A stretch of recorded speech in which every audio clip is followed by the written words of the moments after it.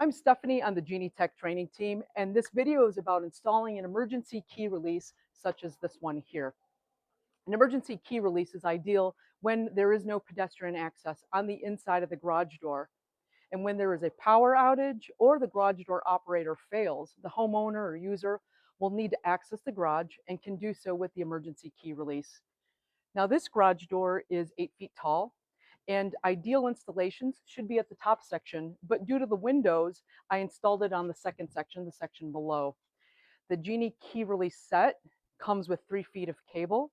You may need additional cable like I did here. So I purchased 12 inches of additional cable along with some ferrules in order to make a loop and crimp it down.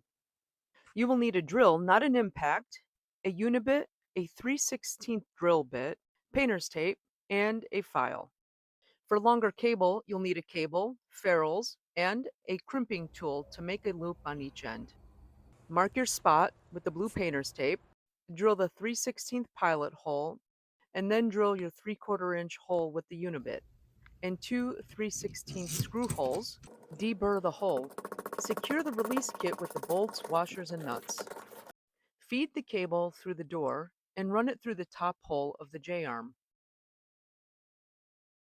Secure the S-hook to the square spring-loaded loop next to the release lever.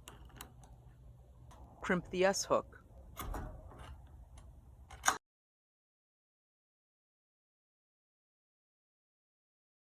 Does it work? Let's see.